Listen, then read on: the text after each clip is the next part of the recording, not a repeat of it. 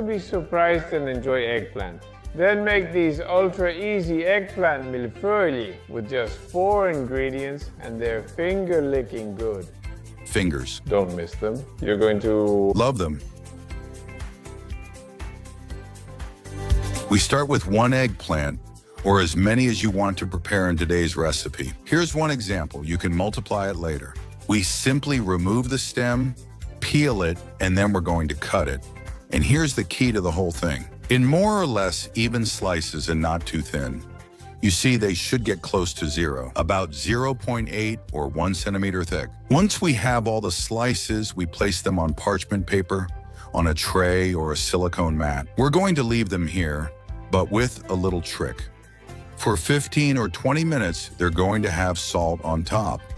This will have an effect that makes them sweat. In the meantime, let's try making an extra little sauce. Instead of using the fried tomato directly, we're going to add a lot of basil to it. We stir it, and that way we'll have a tomato with basil mixed in, ultra quick, and it gives a nice touch to the recipe. Once we have this ready and the time has passed, we take the eggplant slices and rinse them with water. Yes, just like that. To remove the salt and get rid of the excess that was sweating out, like the liquid coming out from inside. After washing, simply dry them. So, directly on a cloth or a very absorbent paper towel, each one of them. And we're going to dry them and place them on a small tray, like the one before, or even better, on an oven rack covered with paper or silicone. Once you have it, let's begin assembly. I'll add a bit of oil. Some don't, but honestly, it turns out fantastic. A few drops on each slice, and you'll take the recipe to the next level. What we do is put them in the oven, which we preheated to 180 degrees Celsius with heat from both the top and bottom. We place it on the lower middle rack for about 15 minutes or until you see that they start to brown. At that moment, we take them out of the oven and cover them with a thin layer of the tomato sauce we just mixed. If it's homemade fried tomato sauce, even better. Well, any tomato sauce with basil will work great. Put a little bit of tuna or bonito on top. Mackerel works too, as long as it's well shredded and dry. If they come in oil, drain the oil. And if they're in brine, drain the liquid from the can. Once you have it, cover it with a layer of sliced cheese. Which one? Use whichever you prefer. I like mild cow's cheese for this recipe, but any cheese will work. Let your imagination run wild. We're here to have fun, so use the one you like best or the one your family prefers. Top it off with a thin, even thinner layer of the same sauce as before. And that's it. Careful, you could give it more points, for example, by chopping up some black olives.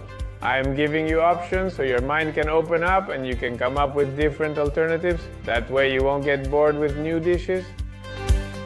After this, we go back to the oven, so we open it again and we're going to cook it for another 15 or 20 minutes until you see that the cheese starts to melt.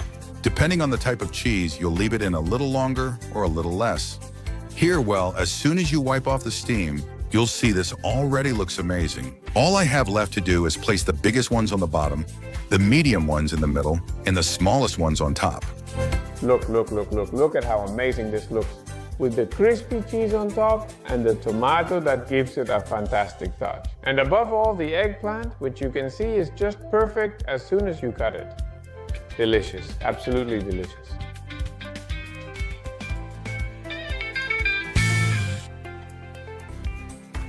It's incredible. It almost tastes like pizza, and the freshness of the eggplant is a different combination that I hope you'll love.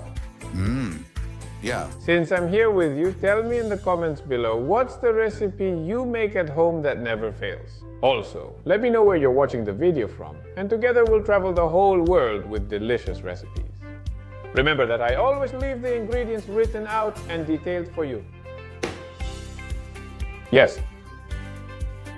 Sure, give me a minute. I'll check now. And, as always, here is the list with ingredients and quantities so you can take notes and it will be even easier for you to prepare it at home. And look at this little box here, doesn't it look good? Well, YouTube says this will be your next best video. Click and enjoy it.